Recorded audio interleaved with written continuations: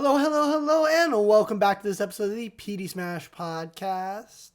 And welcome back to the second ever video podcast. If you're listening to this on Spotify or on Anchor, feel free to click the YouTube link in the description below, which will take you to the video podcast page. So, once again, welcome Smash fans, and in this episode we have a great one for you. We're going to talk about the NFL trade deadline. After that, we're going to talk about Derrick Henry. We're going to talk about Henry Ruggs' situation. We're going to talk about the Aaron Rodgers situation. And we're going to talk about the Miami Heat. I hope you all are ready. And without further ado, let's get into this. So first up, let's talk about the trade deadline and pretty much the two major trades that happened. The first one being the Von Miller trade, which I think kind of propels this team from contenders, but more of a contender in the lower tier, to a top two contender in the NFC, along with the Tampa Bay Buccaneers. I don't necessarily see any other way that this team could lose in the playoffs to anyone other than the Buccaneers or the Packers, just due to the quarterback talent alone, and just the team around Matthew Stafford is amazing. The running back has shown promise and has been a surprise of the season.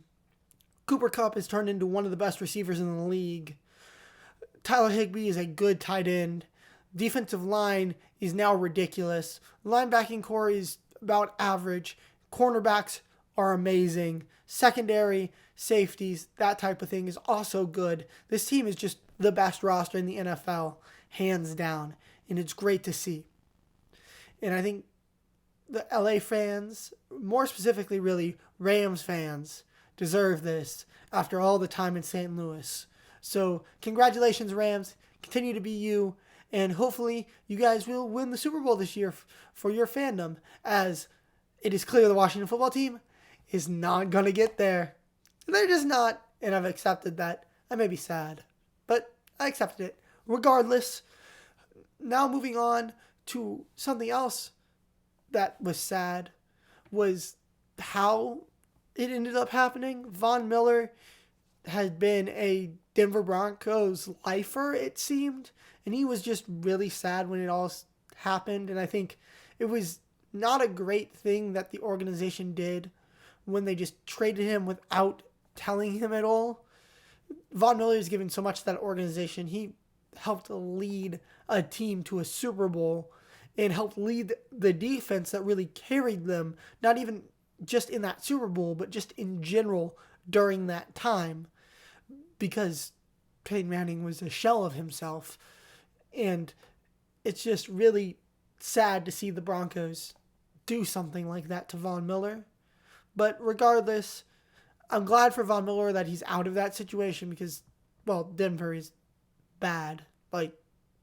We thought they could be decent, but they are not. They are bad. Teddy Bridgewater is playing bad. The defense is not playing great. It's just bad. But regardless, Denver Broncos have now parted ways with Von Miller, and I think Von Miller is going to be better for it. I think it's also going to help his numbers, because playing with Aaron Donald, playing with that Rams defensive line, it's going to allow him to have more one-on-one coverage and more one-on-one matchups, and that's going to allow him to be even more dominant off the edge. Now, switching gears a little bit, I want to briefly talk about Henry Ruggs. What he did was just stupid, reckless, dangerous, something he shouldn't have done, and he deserves the punishment that he gets for it. And really, there's no reason you should be going what is right now reportedly 156 miles an hour anywhere. And really what he did was just ridiculous. However, I do want to commend the Raiders. This is the second time the Raiders have been faced with a situation where they had to make a choice between what would have been financially correct and maybe most financially responsible, and what was morally correct, and they chose the moral correct path. So thank you, Raiders organization, for continuing to do that. Hopefully you continue to move that forward And hopefully you guys don't have to deal with this, as you guys are a good team right now. And hopefully no more blows come to your chemistry. But moving on from that and that sad situation, let's talk about Derrick Henry's situation and what that means for the Titans moving forward. Now, Derrick Henry's situation is not like a lot of other situations around the NFL when they say season-ending injury, because it's not season-ending because he'll be out for an entire year or he'll be out for 9 months. He'll be out for just about as long as the season itself is scheduled for. Now, I believe it's 1 or 2 weeks more is the projected timeline for when he'll be able to play. This does mean that if he A, is recovering faster than expected, or B, the Titans are able to make it past the first round of the playoffs, if they can even make the playoffs, which I'll get to in just a second, Derrick Henry could come back. So this does mean that the Titans have a reason to continue to play on and to fight, because if they make it to the playoffs, Derrick Henry could be back, and he could have fresh legs for the playoffs. And Derrick Henry with fresh legs against tired defenses is never a good sign, especially in the playoffs, when the running game becomes exponentially more important. With that being said, this now leaves the Titans with the peculiar predicament of what do they do while Derrick Henry is out. They have signed Adrian Peterson, more commonly known as AP or AD for either Adrian Peterson or All Day, which was really his nickname. Fun fact, if you all didn't know that, it's not really AP, it's AD. But people just were like, AP, and then he got tired of correcting people. So, his real nickname is AD, not AP. Fun fact. Anyway, moving on. I think Adrian Peterson is going to help this team a lot in the absence of Derrick Henry, because his running style is very similar. Now, he is very much not the player he used to be, and that's obvious. However, that does not change the fact that 2 years ago, he was still a very productive running back before having his role reduced as a Detroit Lion. So I think he could, in the next 10 weeks or so, a little less than 10 weeks, I guess, would be week 8, be 9 weeks. The next 9 weeks or so, be able to give you a good 4 yards per carry, between 3.5 to 4 yards a carry. And I think he can give you a lot of what Derrick Henry did to a lesser degree. And I like their current backup as well. I think both of those players as a running back tandem is going to help this team. And I think it's going to give this team a little bit of what Derrick Henry gave them. I doubt it's going to be as much. I would not be surprised if it's somewhere between 50 and 75%, where 75 is like the ideal, but it's probably going to be closer to 50%. However, I think AP or Adrian Peterson was a good fit and was a good choice for a signing. And I think it's going to be great to see how that all pans out. I can't wait to watch it next Sunday. Because, of course, no one's going to give you Derrick Henry's production, but it's good to see that Adrian Peterson is getting to play some more snaps in the NFL and is going to get to go off on his terms, hopefully. Now, kind of shifting to Aaron Rodgers, where Aaron Rodgers, that situation is just ridiculous. For those of you who don't know, everyone has been under the impression outside of the Packers organization, it seems, that Aaron Rodgers has been vaccinated. That was not true. He had not been vaccinated. He went to some hippy-dippy something or other in California where this person he knows immunized him. Now, he did not get any vaccine. They just gave him some sort of substance. We don't know what that substance is, but it was not a vaccine. So he's been lying to everyone outside of the people he couldn't lie to, otherwise he wouldn't be able to play. and say that he was vaccinated when he wasn't, which is ridiculous. Now, I get to some degree having hesitancy about being vaccinated, but it doesn't make sense once you do the research and all of that. In a lot of cases, I'm not going to go over here and get into politics, but for Aaron Rodgers to lie about it, that's the ridiculous part. And to deceive everyone and his fans, that's not great. I've been on the record many times praising Aaron Rodgers and defending Aaron Rodgers in a lot of situations because I think the way Green Bay treated him and has treated him over these past 17 years has not been great. However, this is all on Aaron Rodgers. He should have been honest with the public at least in his vaccination statement, because if he wasn't vaccinated, people had the right to know. At the end of the day, it is his choice as of now, but you should be honest. Now, really, moving on from all of that, we're going to now talk about some NBA and talk about the Miami Heat signing and playing so well with their signings and just continuing to improve as each day goes on and each game goes on. Jimmy Butler is one of the bigger surprises in terms of fouling and foul baiting, if you say, because he never really foul baits, but he's always been a great foul drawer. So even though they changed all of the foul baiting rules, the fact you couldn't foul anybody like you used to be able to, the hook of the arm is now an offensive foul, all that stuff is eliminated, yet Jimmy Butler is still being able to get his free throw attempts because Jimmy Butler is able to be Jimmy Butler, really. And he's able to still draw fouls because what he does is not foul baiting. He's just very good at getting defenses in a position to where they foul him of the defense's own volition, which good for Jimmy Butler.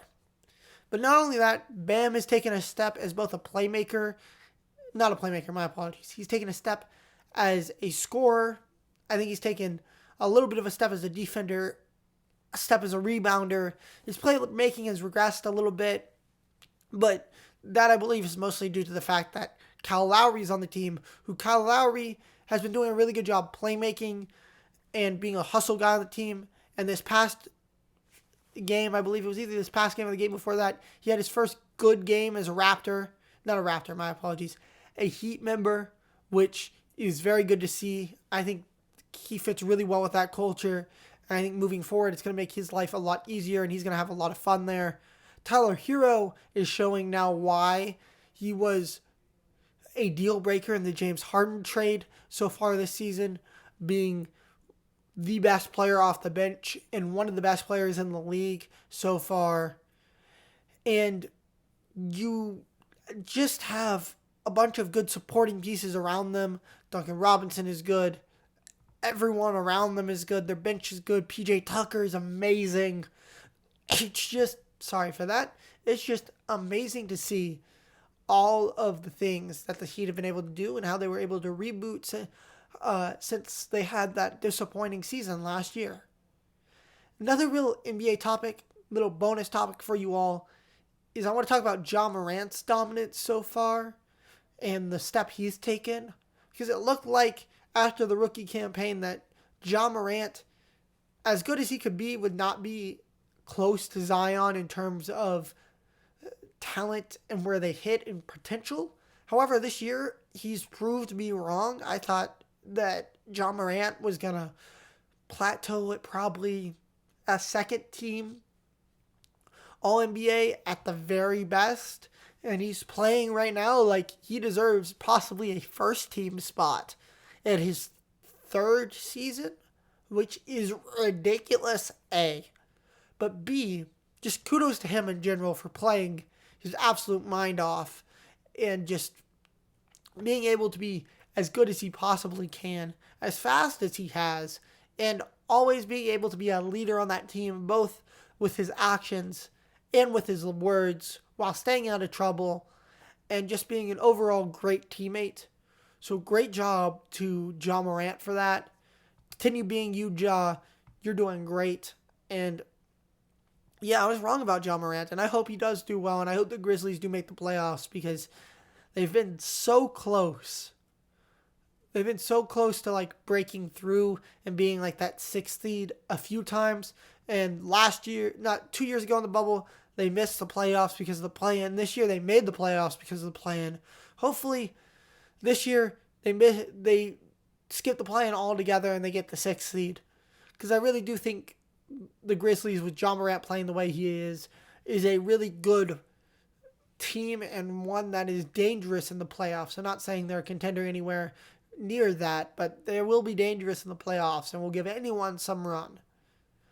With that all being said, I think I've let this podcast run on for long enough.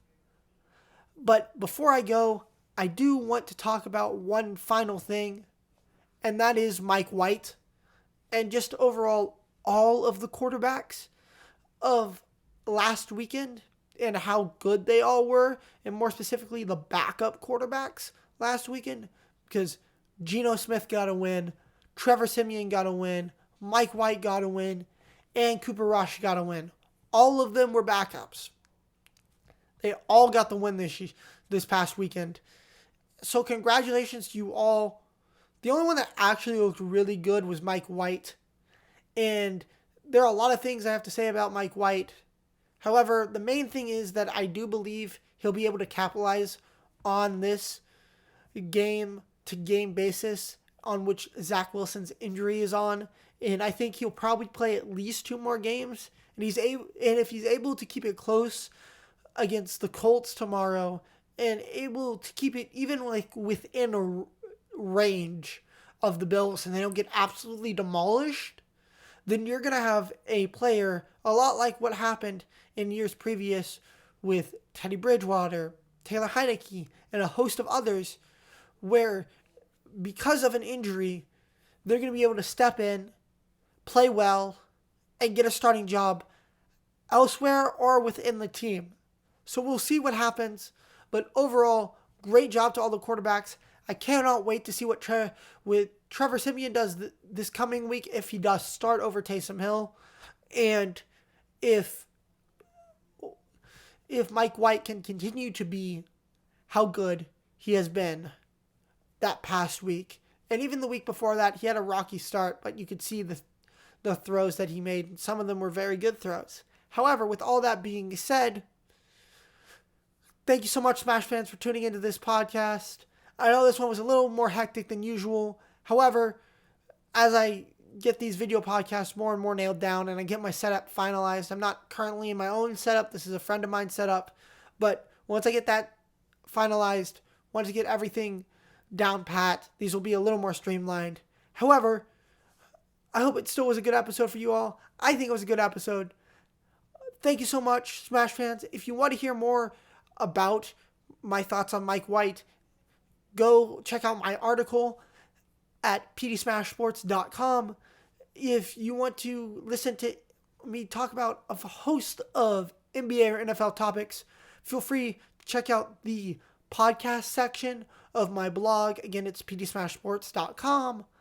If you want to hear articles or want to read anything at all that I've ever written, feel free to check out my blog once again, where it has all 50 articles, it has all 50 podcasts, and has links to my Vipe, where I post articles for a company that covers high school games. So, without further ado, for the final time, thank you so much, Smash fans, and PD Smash signing off.